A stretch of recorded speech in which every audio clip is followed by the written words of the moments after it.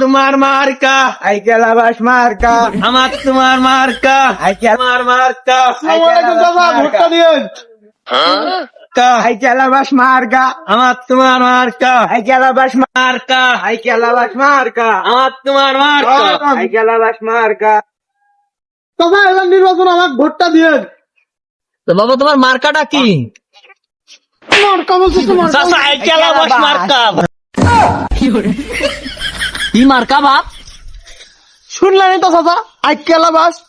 এবার নির্বাচনে আমাকে ভোটটা দিবেন, আমি এলাকার বহুত উন্নত করব। আচ্ছা দিনু বাপ, ভোটটা তোমাকেই না হয় দিনু। তুমি নির্বাচনের পর কি কি উন্নয়ন করবে?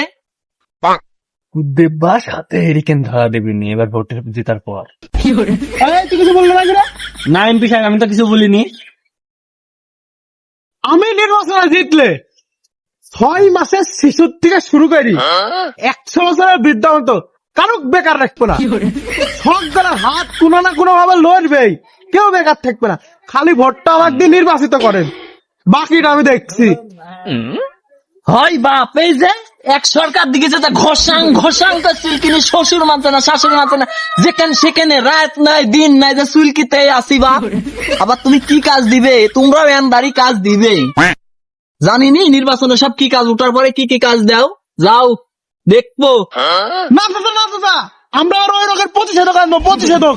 আপনি টেনশন করেন না, আপনি খালি ভোটটা দিবেন, বাকিটা সব ঠিক করে নেবো চাচা। একদম আমার তোমার মার্কা সাইকেল আবাস মার্কা, আমার